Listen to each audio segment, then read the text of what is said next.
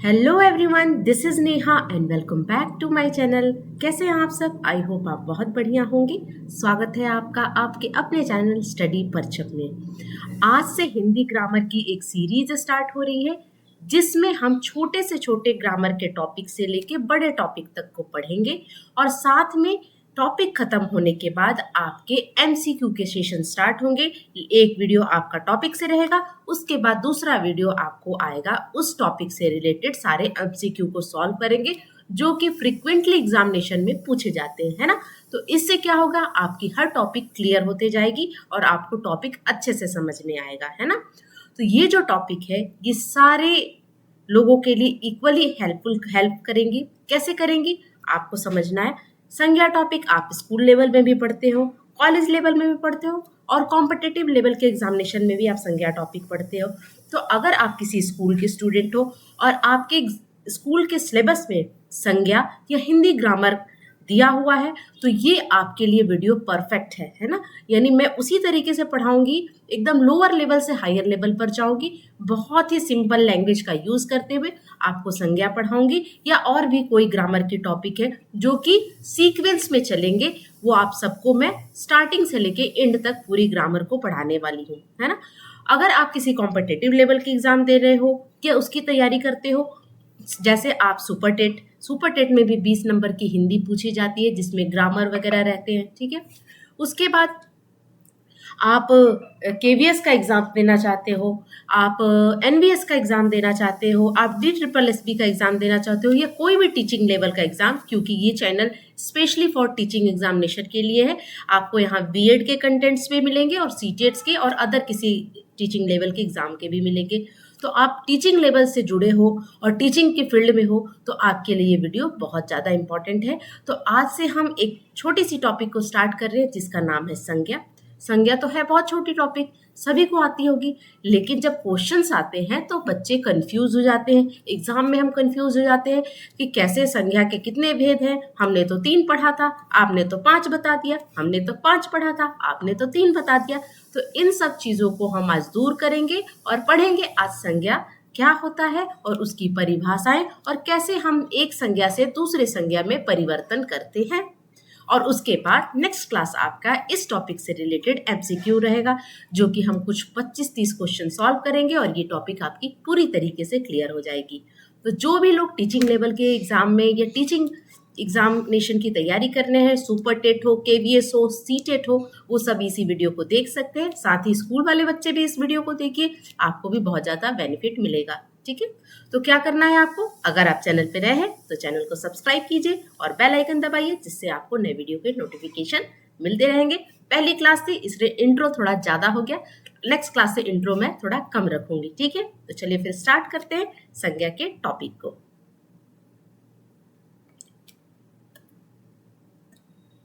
सबसे पहले हम क्या पढ़ेंगे, संज्ञा की परिभाषा। क्या होता है संज्ञा, है ना।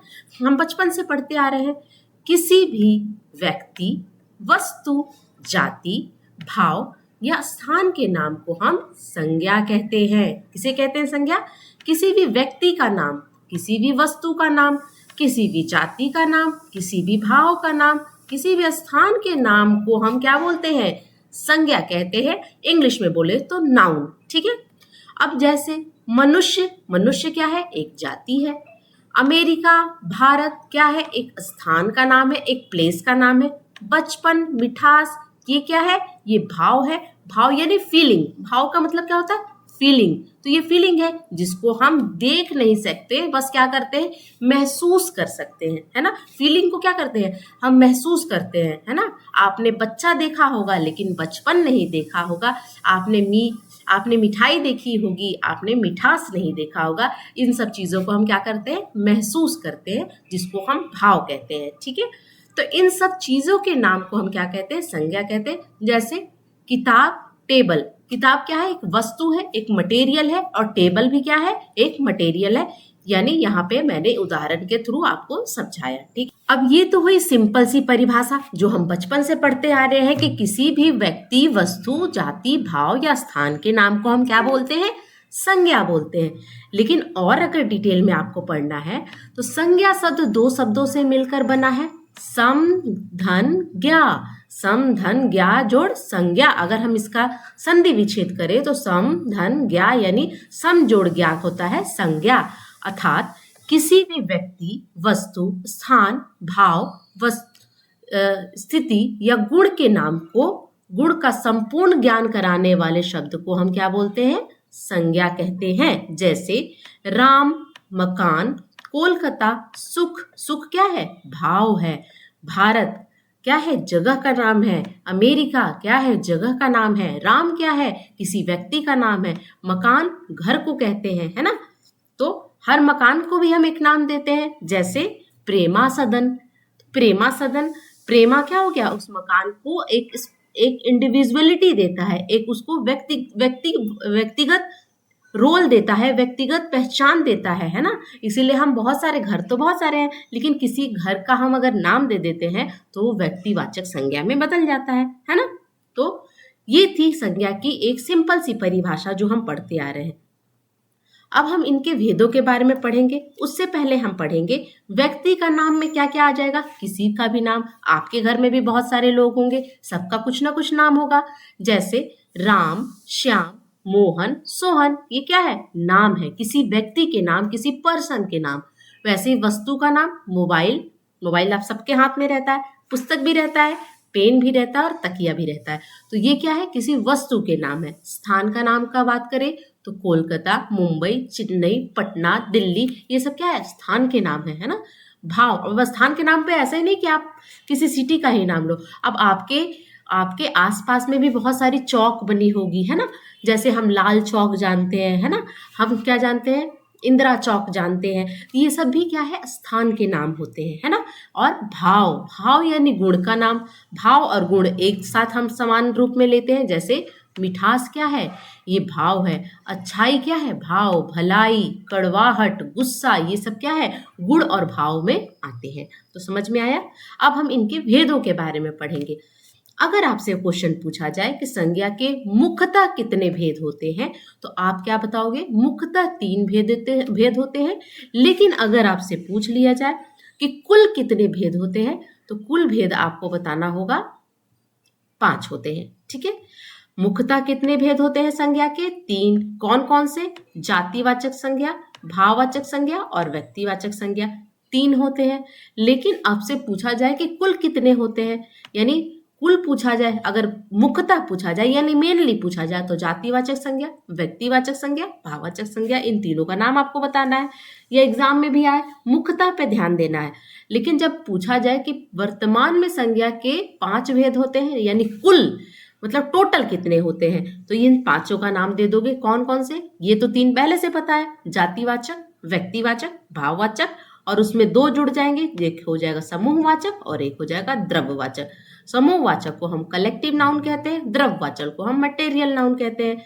जब किसी चीज को समूह में प्रयोग किया जाता है, समूह में कलेक्टिव वे में प्रयोग किया जाता है, तो वो समूहवाचक हो जाता है। और द्रव्यवाचक यानी जब हम किसी मटेरियल, किसी वस्तु की बात करते हैं, तो वो द्रव्यवाचक हो जाता है। तो जातिवाचक को हम कॉमन नाउन कहते हैं, भाववाचक को एब्स्ट्रैक्ट नाउन कहते हैं, समूहवाचक को कलेक्टिव नाउन कहते हैं, व्यक्तिवाचक को प्रॉपर नाउन कहते हैं, द्रव्यवाचक को मटेरियल नाउन कहते हैं।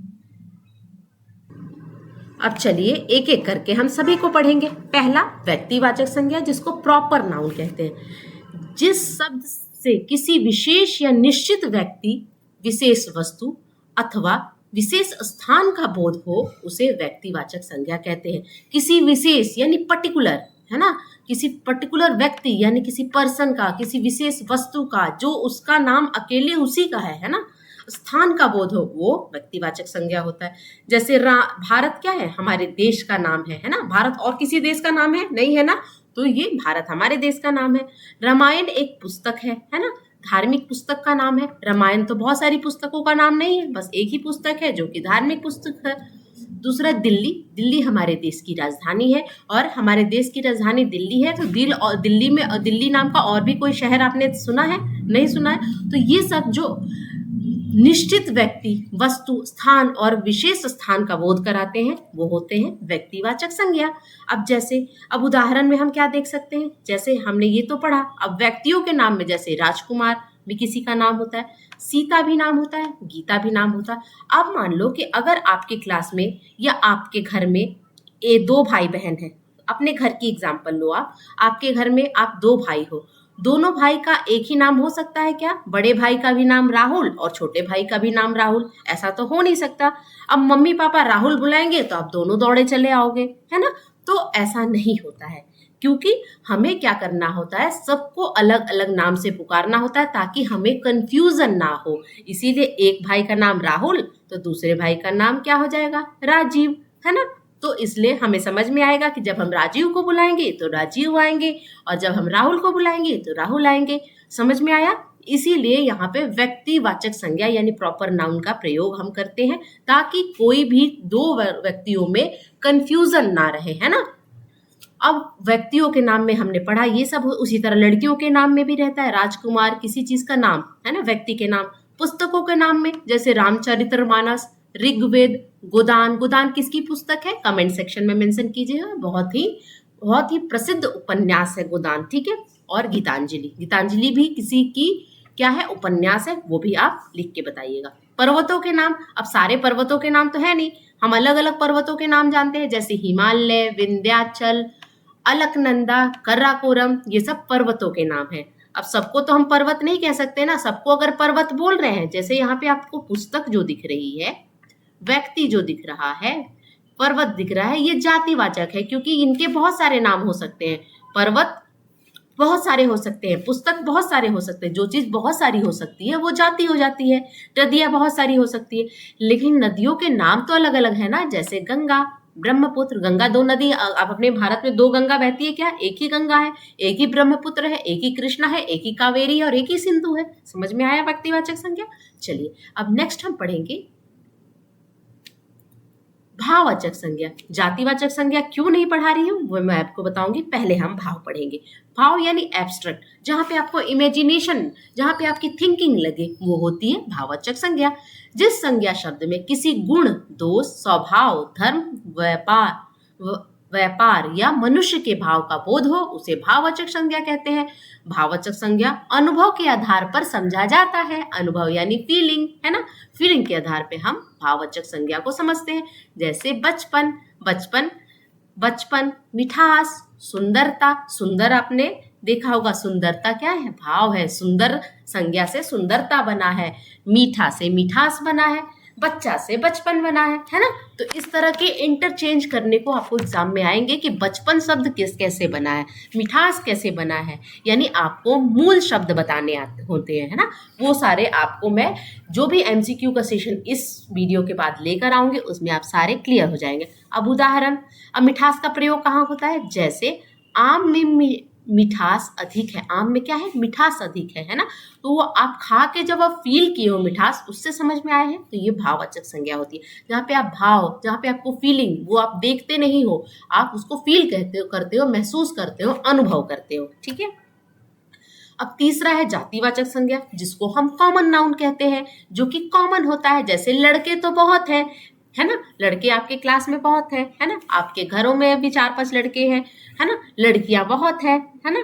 वस्तु जैसे कार, मोबाइल तो बहुत सारे हैं, लेकिन अलग अलग कार का नाम लेते हैं, है ना? जैसे अभी ट्रेंड में क्या चल रही है? थार बहुत ट्रेंड में चल रही है। थार को लेने का सबको होड़ लगा हुआ है कि किसी तरह थार मिल जाए, है ना? तो थार है तो थार अगर नाम देते हैं तो वो व्यक्तिवाचक हो गई, लेकिन वो किस में आ गई? वो कार की कैटेगरी में आ गई, है ना? तो जैसे हम इसको अब पढ़ेंगे क्या, किसी भी शब्द, जिस शब्द से किसी प्राणी, वस्तु, स्थान के संपूर्ण जाति का बोध हो, यानी संपूर्ण जाति का बोध हो। जैसे आदमी बहुत सारे हैं, औरत बहुत सारे हैं, लड़कियां बहुत सारी हैं, शहर भी आपके देश में बहुत सारी हैं, नदियां भी बहुत सारी हैं, गाय भी बहुत सारी हैं, लेकिन सबके अगर नाम रख दोगे, जैसे कामधेनु गाय, कामधेनु अगर नाम रख दिया तो वो एक स्पेशल गाय हो गई, लेकिन गाय तो बहुत सारी होती है। नदियों में अगर आपने गंगा नाम रख दिया, आपने यमुना नाम रख दिया, तो नदी तो हो गई वो जातिवाचक संज्ञा, लेकिन नाम जोड़ देंगे तो वो व्यक्तिवाचक संज्ञा हो जाती है। समझ में आया? तो पहाड़ भी बहुत सारे होते हैं, शहर भी बहुत सारे होते हैं। तो एक उदाहरण से समझा जा सकता है, जैसे वस्तु में कार, मोबाइल, टीवी, पुस्तक, ये सब वस्तु में आते हैं। अगर हमने यहाँ पे बात किया स्थान में, जैसे पहाड़, तालाब, गांव, शहर इत्यादि ये सब क्या है, स्थान है। प्राणी का जैसे पुरुष, स्त्री, पुरुष भी एक जाति होती है, स्त्री भी जाति होती है, गाय भी जाति होती है, शेर भी जाति होती है ना। अब शेर में जंगल तो बहुत सारे, जंगल में तो आपको बहुत सारे शेर मिलेंगे, लेकिन अगर कोई शेर आप पालते हो, वैसे पालता तो कोई नहीं है, लेकिन आप पालते हो और उसका कोई नाम रखते हो, तो उसका जो नाम रखेगा, मान लीजिए मैंने रख दिया किसी शेर का नाम राजा शेर, तो राजा क्या हो गया, उसका नाम हो गया, तो वो व्यक्तिवाचक में आ गया। लेकिन शेर तो एक क्या है, जाति है। समझ में आया, जातिवाचक संज्ञा। अब हम पढ़ेंगे समूहवाचक और द्रव्यवाचक। अब ये कुल 3 ही मुख्यतः होते हैं, लेकिन जातिवाचक संज्ञा को भी हम 2 पार्ट में डिवाइड करते हैं, 2 भाग में बांटते हैं। एक होता है समूहवाचक और दूसरा होता है द्रव्यवाचक। अगर एग्जाम में क्वेश्चन बने कि समूहवाचक और द्रव्यवाचक किसके पार्ट है या किसके भेद माने जाते हैं, तो आपको बताना होगा कि ये जातिवाचक के हैं, है ना। अगर आप इसको ध्यान से पढ़ोगे तो ये जातिवाचक होगा।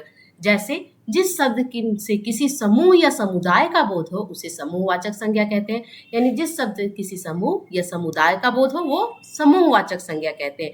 जैसे समूह यानी ग्रुप ऑफ पीपल, है ना, जहाँ पे बहुत सारे चीज रहे। जैसे मेला, मेला क्या होता है, एक समूह है। सेना में बहुत सारे लोग रहते हैं, परिवार में बहुत सारे लोग होते हैं, तो ये सब क्या है, कलेक्टिव नाउन है, समूहवाचक संज्ञा है। जिस शब्द में किसी समूह या समुदाय का बोध होता है उसे समूहवाचक संज्ञा कहते हैं। जैसे भारत राज्यों का संघ है, यानी भारत में बहुत सारे राज्य हैं, है ना, 29 राज्य है ना, अभी 29 स्टेट है इंडिया में। सैनिकों का दल होता है, ग्रुप में दल चलता है ना, आपने देखा होगा कि सैनिक कैसे चलते हैं, दल में चलते हैं, बहुत सारे सैनिक एक साथ चलते हैं, परेड करते हो। चोरों का गिरोह होता है ना, ये सब क्या है, गिरोह, जो गिरोह हो गया, दल हो गया, संघ हो गया, ये क्या है, समूहवाचक संज्ञा है। तो अगर आपसे ये, अगर मान लो कि एक क्वेश्चन पूछ दिया जाए और पूछा जाए, मान लीजिए पहला सेंटेंस पूछ दिया जाए कि भारत राज्यों का संघ है, इसमें आपको समूहवाचक संज्ञा बताना है, कौन सा इसमें समूह आता है, तो ये संघ जो है वो समूहवाचक संज्ञा है। ठीक है। अब नेक्स्ट पढ़ेंगे द्रव्यवाचक यानी मटेरियल नाउन। द्रव्यवाचक मटेरियल नाउन जिस शब्द से किसी ठोस, तरल, धातु या द्रव्य आदि वस्तु का बोध हो उसे द्रव्यवाचक संज्ञा कहते हैं। इसे गिना नहीं जा सकता, यानी आप काउंट नहीं कर सकते, बल्कि इसे माप कर या फिर तौल कर जाना जा सकता है। अब मटेरियल नाउन को क्या किया जाता है, ये बहुत इंपॉर्टेंट लाइन है कि मटेरियल लाइन को आप गिन नहीं सकते हो कि 4 चीनी दे दो। आप दुकान पे जाके बोलते हो भैया 4 चीनी दे दो, काउंट करके बोलते हो क्या, भैया 3 चीनी दे दो, नहीं बोलते हो ना। कभी बोलते हो कि 4 पानी दे दो, 6 पानी दे दो, ऐसे नहीं बोलते हो। आप इसको क्या करते हो, या तो आप इसको मापते हो या तो तौलते हो, यानी द्रव्यवाचक संज्ञा मटेरियल को आप कभी भी आप इसको मापते हो, है ना, तौलते हो, तो वो क्या होता है, द्रव्यवाचक संज्ञा में आता है। जैसे चाय में चीनी कम है, चाय भी एक आपकी मटेरियल नाउन हो गई, यानी द्रव्यवाचक संज्ञा, और चीनी भी, और जिसको हम 1 केजी 2 केजी ऐसे करके लेते हैं, 1 लीटर 2 लीटर ऐसे करके लेते हैं, यानी लीटर और केजी में लेते हैं, है ना। तो इस तरह से हम मटेरियल नाउन या द्रव्यवाचक संज्ञा का प्रयोग करते हैं। मुझे फल का रस बहुत पसंद है। अब रस क्या है, मटेरियल नाउन है ना। रस क्या है, जूस क्या है, मटेरियल नाउन है, यानी द्रव्यवाचक संज्ञा है। लकड़ी क्या है, राम लकड़ी काट रहा है, लकड़ी क्या है, मटेरियल है, ऑब्जेक्ट है। चाय और चीनी दोनों क्या है, मटेरियल है। तो इस तरह से पूछ देता है, आपको सेंटेंस दे देगा, इसमें मटेरियल नाउन कौन सा है, द्रव्यवाचक संज्ञा कौन सा है। समझ में आया, पांचों हमने पढ़ लिया। ठीक है, अब हमें क्या करना है, एक बार और रिकैप करना है। सबसे पहले संज्ञा क्या होता है, किसी व्यक्ति, वस्तु, स्थान, भाव के नाम को हम क्या कहते हैं, संज्ञा कहते हैं। संज्ञा के कुल कितने भेद होते हैं, 3 भेद होते हैं, यानी मुख्यतः कितने भेद होते हैं, पहले मुख्यतः की बात करेंगे, 3 होते हैं, व्यक्तिवाचक, जातिवाचक, भाववाचक, है ना। व्यक्तिवाचक क्या होता है, व्यक्तिवाचक में हम किसी विशेष व्यक्ति का नाम से उसको जानते हैं, जैसे राम, श्याम, दिल्ली, है ना। जातिवाचक के साथ किसी विशेष जाति के बारे में हम बात करते हैं, जैसे स्त्री, पुरुष, लड़का, लड़की, पहाड़, नदी, है ना। भाववाचक संज्ञा जिससे हम किसी का भाव को एहसास कर पाते हैं, महसूस कर पाते हैं, जैसे बचपन, मिठास, बुढ़ापा, ये सब भाव होते हैं। अब क्या है कि जातिवाचक संज्ञा को फिर से फर्दर डिवाइड किया गया 2 पार्टों में, समूहवाचक और द्रव्यवाचक। और जब इन दोनों को हम इंक्लूड करते हैं, है ना, तो ये टोटल कितने बन जाते हैं? 5 बन जाते हैं। तो जब पूछा जाए कि मुख्यतः कितने हैं तो 3 हैं, कुल कितने हैं? 5 है। समूहवाचक जहाँ पे ग्रुप ऑफ पीपल की बात की जाती है। द्रव्यवाचक जब हम किसी मटेरियल की बात करते हैं, जैसे चीनी, चाय, है ना, पानी, ये सब क्या है? द्रव्यवाचक या पदार्थवाचक भी हम इसे कहते हैं। समझ में आया? अब एक क्वेश्चन क्या पूछा जाता है कि आपको व्यक्तिवाचक से जातिवाचक में कैसे आप परिवर्तन करोगे, वो हम समझेंगे। व्यक्तिवाचक संज्ञा को जातिवाचक संज्ञा के रूप में प्रयोग कैसे करते हैं? व्यक्तिवाचक संज्ञा का जातिवाचक संज्ञा में कैसे प्रयोग करते हैं, ये क्वेश्चन आता है। आपको इसको समझिए। जैसे कलयुग में हरिश्चंद्रों की कमी नहीं, कलयुग में हरिश्चंद्रों की कमी नहीं। अब कलयुग का क्या मतलब है? कलयुग में बहुत करप्शन है, लेकिन हरिश्चंद्र का किससे रिलेट है? हरिश्चंद्र एक ऐसे राजा थे जो कि बहुत ही ईमानदार और बहुत ही सत्य बोलने वाले थे।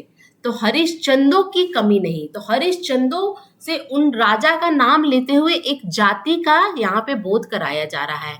यानी हरिश्चंद्र एक व्यक्ति थे जो कि राजा थे, जो कि बहुत ही ईमानदार और बहुत सत्य बोलते थे। अब यहाँ पर हम कलयुग में हरिश्चंद्रों की कमी नहीं, तो कलयुग को हम क्या समझते हैं कि कलयुग में बहुत करप्शन है, बहुत झूठ बोलने वाले लोग हैं। लेकिन यहाँ पे हम कलयुग में भी जयचंद मिलते हैं, हरिश्चंद्र मिलते हैं, है ना। तो हरिश्चंद्र मिलते हैं, यानी हरिश्चंद्र किसको हम बोल रहे हैं? इनका जो कैरेक्टर है, हरिश्चंद्र का कैरेक्टर क्या था? सत्य बोलते थे और ईमानदार थे। सत्य बोलने वाले ईमानदार लोग कलयुग में भी हैं। तो यहाँ पे किसी एक पर्टिकुलर व्यक्ति, यानी किसी व्यक्ति को जाति के साथ हम यहाँ पे क्या कर रहे हैं? प्रेजेंट कर रहे हैं किसी एक विशेष व्यक्ति कौन है? हरिश्चंद्र राजा थे जो कि बहुत सत्य बोलते थे, और उनको हम एक जाति के साथ क्या कर रहे हैं? जोड़ रहे हैं। जैसे हरिश्चंद्र यानी बहुत सारे ईमानदार लोग हैं कलयुग में, उससे हम जोड़ रहे हैं। तो ऐसे हम चेंज करते हैं व्यक्तिवाचक संज्ञा को जातिवाचक से। ठीक है। अब यहाँ पर लिखा भी हुआ है, यहाँ हरिश्चंद्र व्यक्तिवाचक संज्ञा है, हरिश्चंद्र क्या है? व्यक्तिवाचक संज्ञा है। उनके सत्य और निष्ठा के गुण प्रकट करने से जातिवाचक संज्ञा बन जाती है। यानी हरिश्चंद्र कैसे थे? सत्य और निष्ठा के पक्के थे। देश में जयचंदों की कमी नहीं। अब जयचंद भी एक राजा थे, है ना। देखिए राजा कितने तरह के हुए, कोई ईमानदार हुए तो कोई करप्ट हुए। अब जयचंद क्या थे? देशद्रोही थे, राजा थे, है ना। यही जाकर दुश्मनों से मिलकर पृथ्वीराज चौहान को इन्होंने हराने का काम किया था। तो ऐसे अभी भी देश में कुछ लोग हैं कि दुश्मनों के साथ जाके मिल जाते हैं, है ना, और अपने ही देश के साथ विश्वासघात करते हैं। तो जयचंद किस लिए फेमस थे? जयचंद जो राजा थे, जो कि एक व्यक्तिवाचक संज्ञा के रूप में आएंगे, वो किस लिए फेमस थे? वो बहुत ही करप्ट थे, वो देशद्रोही थे। तो अभी भी देश में कुछ देशद्रोही लोग हैं जो कि दुश्मन के साथ जाके मिलके हमारे देश के साथ गलत कर रहे हैं। तो देश में जयचंदों की कमी नहीं। तो जयचंद यहाँ पे क्या है? व्यक्तिवाचक संज्ञा। और उनकी जो करप्ट थे वो क्या थे? वो थे देशद्रोही थे। उनके गुण से यहाँ पे प्रकट किया जा रहा है जातिवाचक संज्ञा को। समझ में आया? इस तरह से हम परिवर्तित करते हैं। नेक्स्ट हम देखेंगे जातिवाचक संज्ञा का व्यक्तिवाचक संज्ञा के रूप में प्रयोग कैसे करते हैं। जैसे जातिवाचक संज्ञा, यानी यहाँ पे गांधी क्या है? सरनेम है, टाइटल है ना। तो गांधी नाम के तो बहुत सारे टाइटल मिलेंगे, जैसे महात्मा गांधी, है ना। महात्मा गांधी, स्पेशली यहाँ पे किसकी बात की जा रही है? महात्मा गांधी की बात की जा रही है ना। जातिवाचक संज्ञा से व्यक्तिवाचक संज्ञा में हम प्रयोग कर रहे हैं। तो यहाँ पे गांधी जी को राष्ट्रपिता कहा जाता था। किस गांधी को? मोहनदास करमचंद गांधी को कहा जाता था। लेकिन यहाँ पे जातिवाचक संज्ञा इसलिए किया जा रहा है क्योंकि ये सरनेम है, और गांधी नाम के सरनेम के बहुत लोग मिलेंगे। प्रियंका गांधी, राहुल गांधी, सोनिया गांधी, संजय गांधी, मेनका गांधी, बहुत सारे लोग मिलेंगे। लेकिन यहाँ पे जो गांधी जी हैं, ये किस गांधी जी की बात हो रही है? मोहनदास करमचंद गांधी जी की। तो गांधी जी क्या थे? गांधी जी को हम राष्ट्रपिता कहा जाता है। ठीक है। तो यहाँ पे एक गांधी क्या होगी? एक सरनेम हो गई। जाति से आप किसको आप यहाँ पे डिनोट कर रहे हो? एक राष्ट्रपिता को, जो कि हमारे महात्मा गांधी थे। ठीक है। अब यहाँ पे भाववाचक संज्ञा से जातिवाचक संज्ञा के रूप में आप कैसे प्रयोग करोगे? जैसे बुराइयों को त्याग दो। बुराइयां क्या है? भाव है ना। तो बुराइयों को त्यागना क्या है? आपकी जाति भाववाचक संज्ञा से जातिवाचक संज्ञा में बदलने का एक उदाहरण है। तो आई थिंक आपको समझ में आ गया होगा। और आपका क्लियर कैसे होगा? जब हम MCQ सॉल्व करेंगे और इन सब टॉपिकों पर आपको क्वेश्चन देखने को मिलेगा, है ना। तो अगर आपको वीडियो अच्छा लगा है तो प्लीज़ लाइक कीजिएगा, शेयर कीजिएगा एंड सब्सक्राइब कीजिएगा और बने रहिए आपके अपने चैनल स्टडी परचम में। मिलते हैं नए वीडियो में, तब तक के लिए thank you so much for watching. Bye.